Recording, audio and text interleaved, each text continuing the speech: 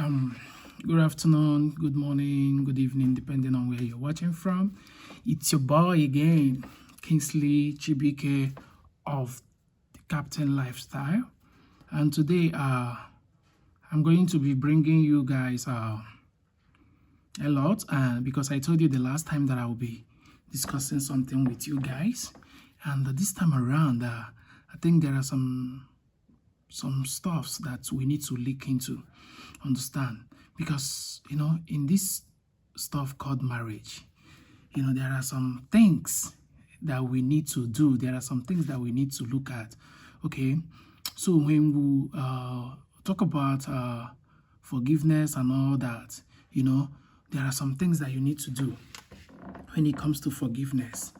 I think I need to talk a little bit more on that part, because as it is right now, there are some people in their marriage, when their partner do something, they find it so hard to forgive them.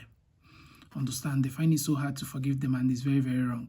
You need to be someone that knows how to forgive. You need to learn how to forgive people, and when you forgive, you need to forgive with all your heart, because God died on the cross for us and for our sins, so that our sins will be forgiven.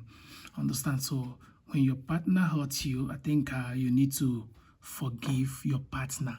Understand? I think you need to do that. So there is something that you need to forgive, but don't ignore patterns.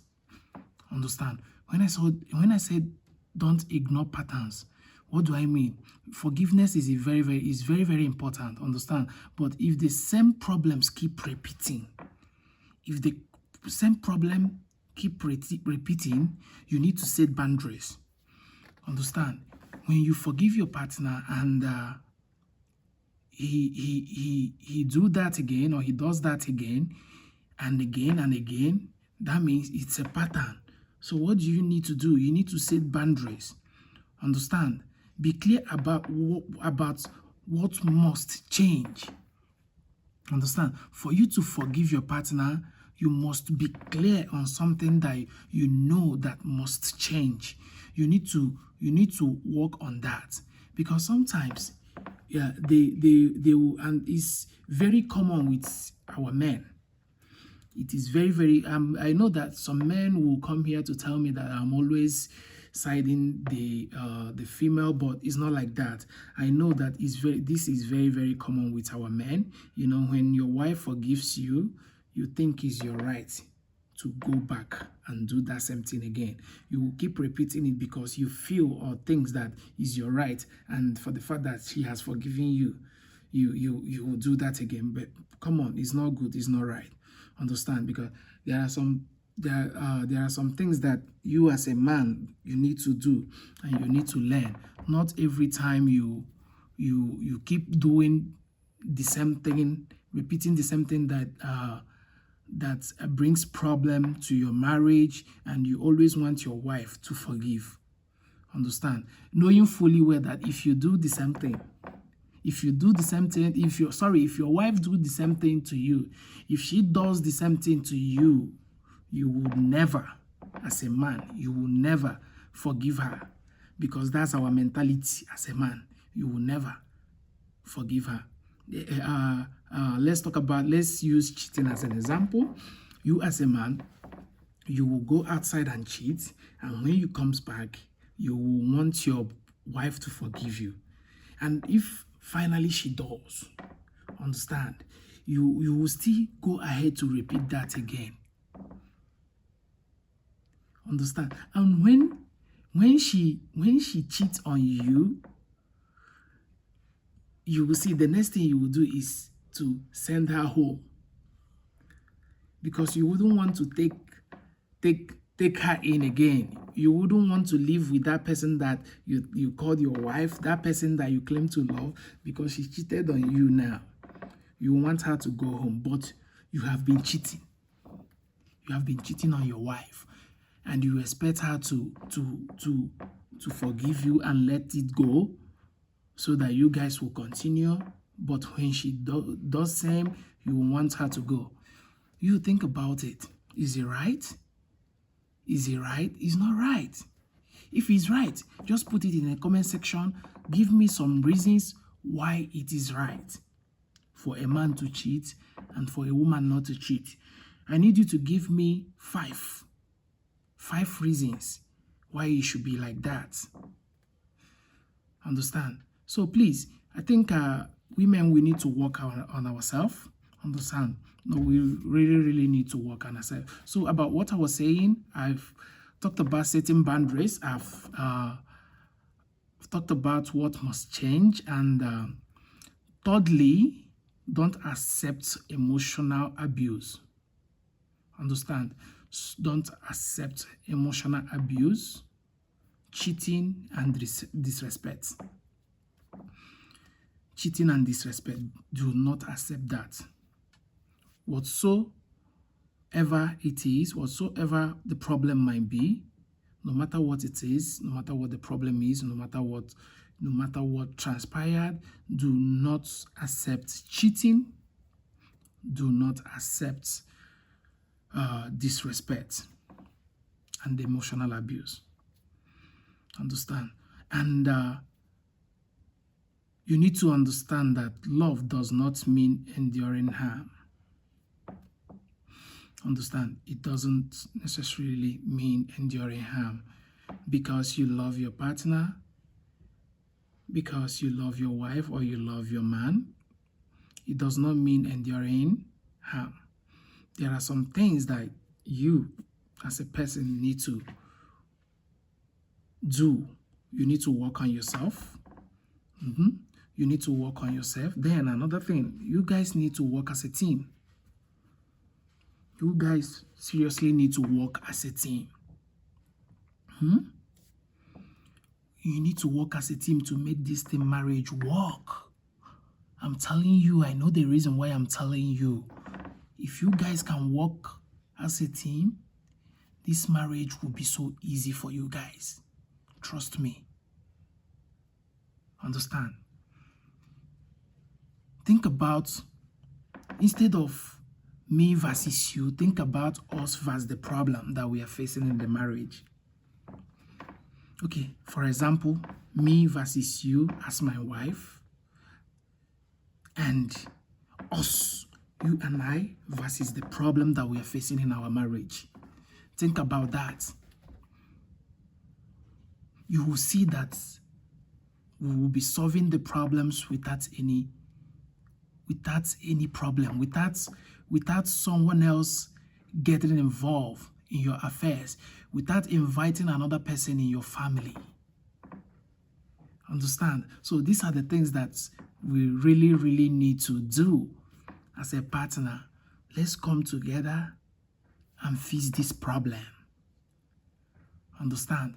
And it will be fixed. Trust me, it will. You will do that without anyone knowing that there is a problem in your family. And another thing, before I forgot, there is something you need to do, bringing back emotional connection. You know, I think I talked about something like this on my last video about bringing back emotional connection, right? So, you know, many marriages problems come from emotional distance. Yes, it does. It comes from emotional distance. You don't spend quality time together. You don't pray together as husband and wife. You don't talk daily. You don't even pick up your phone to call your wife or your husband to know how they are doing at work. You don't show appreciation. Come on. Physical affection, hugging, touching, you know, making love, and all that. You need to understand that small cleansing is big wound. Understand? Spending quality time together is one of the things that will make your marriage to work, to last. You know, spending quality time together, gisting, gossiping. Like I am right now. My wife is my gossip mate. Like if you see the way we gossip, sometimes we go to market together. People knows us in so many markets which we go to buy stuff. We always go together. Sometimes they ask us if we are brothers and sisters, because the way we do, the way we gossip, if care is not taken, we can equally gossip with you. I'm just telling you the truth. I'm not saying it just to create content, but I am telling you the truth, the real fact. Understand? So you as a person watching me, you need to pray together. You guys should come together as a family. There are some problems that when you come together as a family and pray to God, God will answer your prayers. I will always use myself as an example. I, my wife, and my kids will pray together before we go to bed. We pray together before we go to bed. So these are the kind of things that you need to do. These are the kind of things that you need to, think about if you really want your marriage to work. If you really, really want your marriage to work, show appreciations. I was going through Facebook the other time, and I saw a man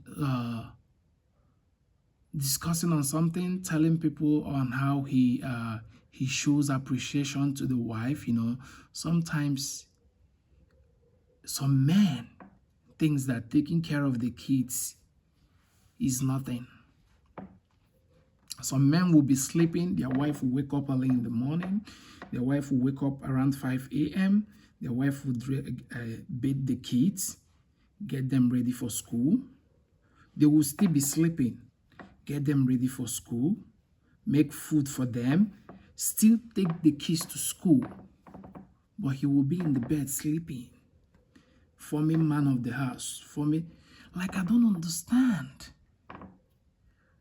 How do you watch your wife do all these things alone and you think it's easy, and you won't even come out to appreciate her? You won't tell her that, babe, I saw all the things that you are doing. I appreciate it a lot. I just need you to understand that I love you so much.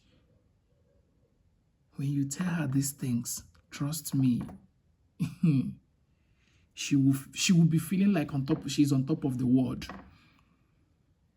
But you and I knows that you are the man of the house.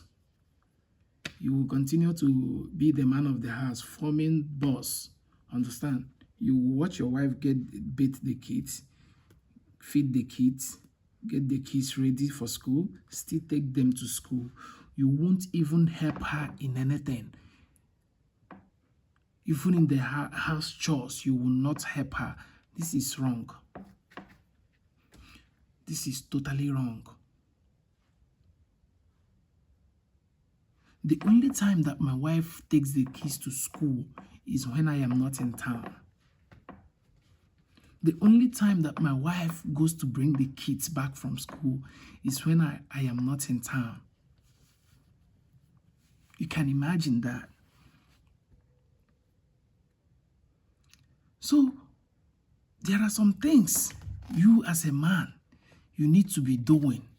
There are some things that you need to be doing so that your wife don't need to be told that, this my husband. Even in secret, your wife will be praying for you. But every time you'll be forming man of the house, you will sleep. You will be in your bed. Your kids will go to school and come back, and your wife will drive your kids to school and come back. You can imagine. Come on. And after all these things, you would never appreciate your wife for once. It is very, very wrong, and it is very, very bad. Starting from today, you need to start working on yourself. You need to start working on yourself.